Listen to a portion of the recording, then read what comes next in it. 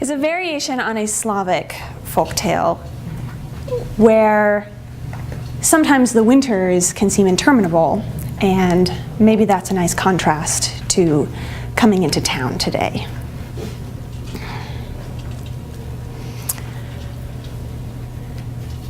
It can be hard for 3 women to make it on their own. Well, really more like 1 woman and her 2 daughters who were almost women. Helen and Marukla were sisters. And Helen knew that life was hard, but for her it wasn't quite so bad. Because she discovered early on that if she smiled in just the right way and said things or didn't say things in just the right ambiguous kind of way, that she could kind of get away with things or get certain things. And so for Helen, she knew life was hard, but it wasn't so bad. For Marukla, well, she knew that life could be worse, but sometimes that can either be a small consolation or just an empty nothing. And for their mom, well, she was tired. It was the middle of winter. The snow was knee-deep on the ground outside, and the wind was just barely whistling through the trees. Helen sat in front of the fire with a blanket pulled up over her lap. Marukla sat off on the side next to the drafty window, and she had 1 basket that was full of fibers for spinning, and she had another basket that she had already spun that she was knitting, and another basket of socks that needed fixing. And their mother was in the kitchen.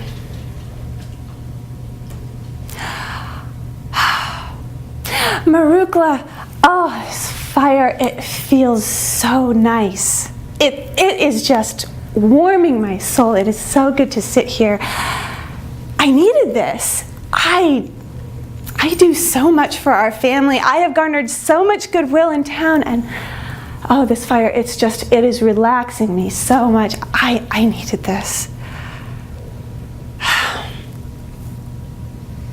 The winter is so long, and oh, I miss the violets, Marukla. Don't you miss the violets? Maybe you could find me some. Oh, that would make this moment perfect. And Marukla was working on her knitting, and she just looked at her sister. It's snowing, and it's the middle of winter. I don't think I can find violets. Well, it's just, it would be so nice, you know, because I've got this fire and it's making me feel better, and well, maybe Mother will have something to say about it. Mother, I've asked Marukla for just a simple favor, and she's just sitting there by the window, you know, with all this yarn. It's just a small thing.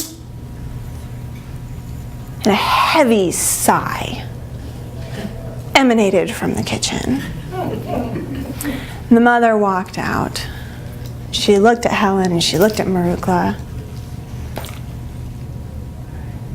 Marukla, why do you have to give your sister such a hard time? I mean, I don't know what she wants or why you're not helping, but we're a family.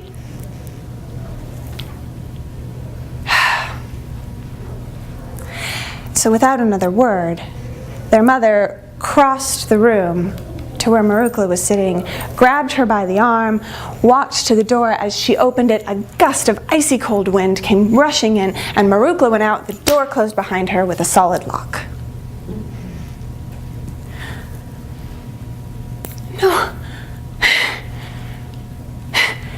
No. What?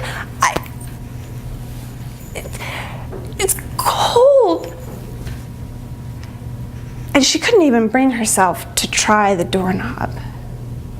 She just turned and started walking out into the night, into the darkness, where the snow was falling all around her. She couldn't see a thing, and it wasn't too long before she was lost.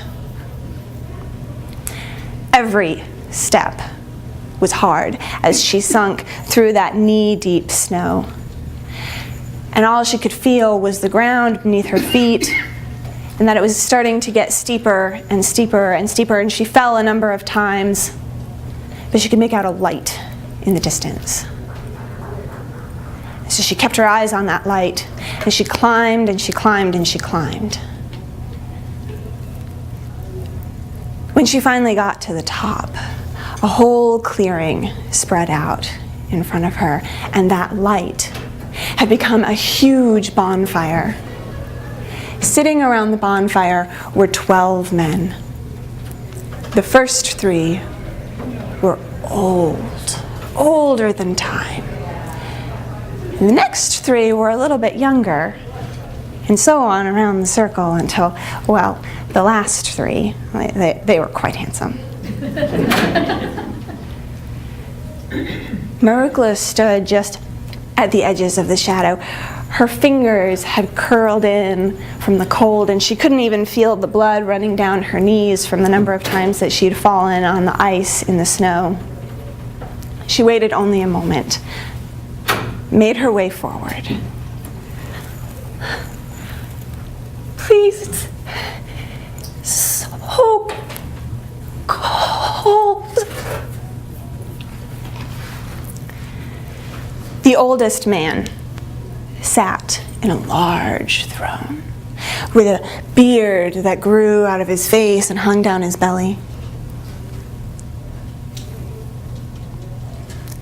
And so Marukla came to the fire, and slowly she could feel its heat, and her fingers started to uncurl. Her breathing became more regular.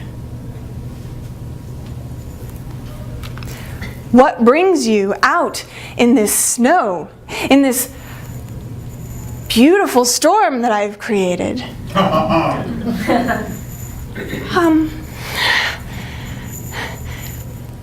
Violets? I need some violets. This is my winter. There are no violets.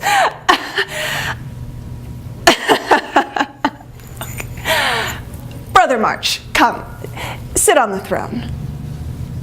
And so Father December rose, and snowflakes fell off his shoulders.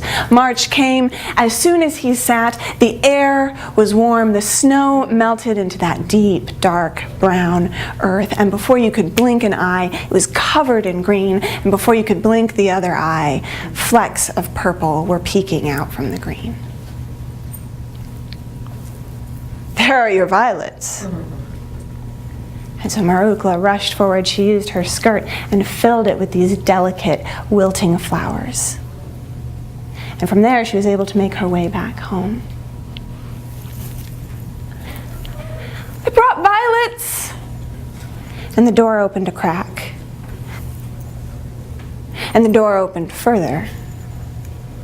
And Helen scooped up all the violets. She offered some to her mother, who tried to smile but sighed.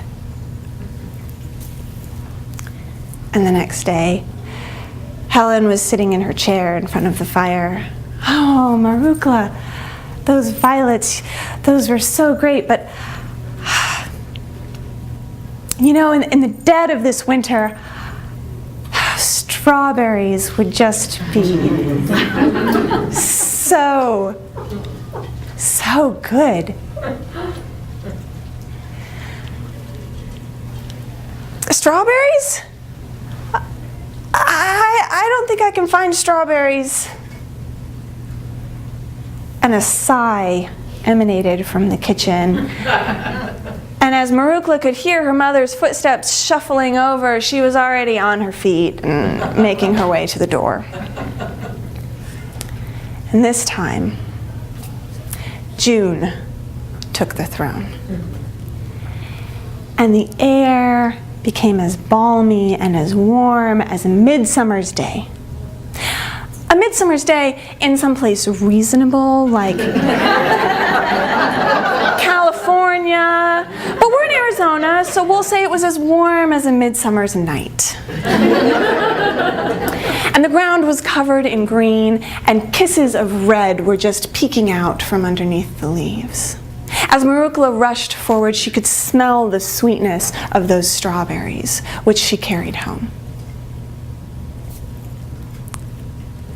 Helen was sitting in the fire, in front of the fire. Oh, what I wouldn't give for some apples. They're crunchy and sweet. And Marukla didn't even say a word. She just got up and walked to the door and let herself out. September sat on the throne.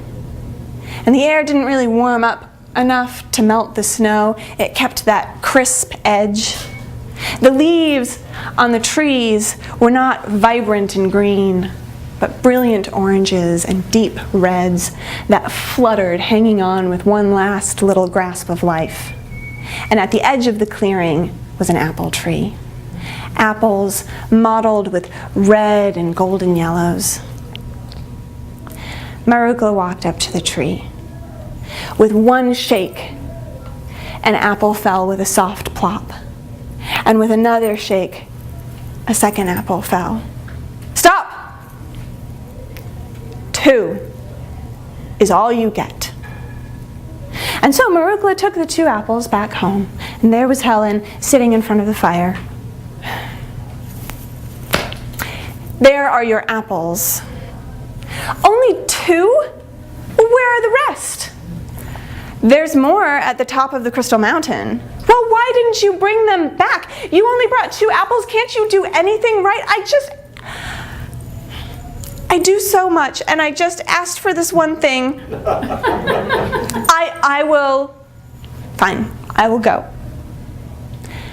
And so Helen got up and she left. She walked to the top of the Crystal Mountain. She saw the bonfire, the 12 men sitting around.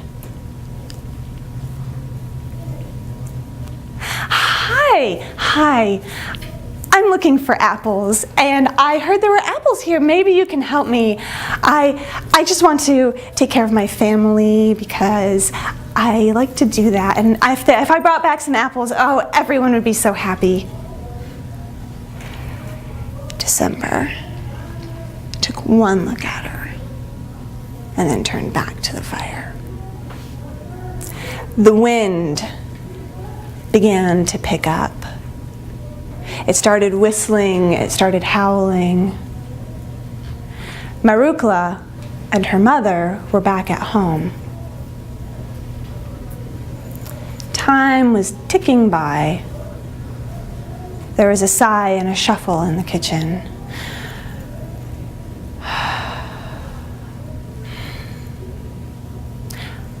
I should get some apples. And the mother left.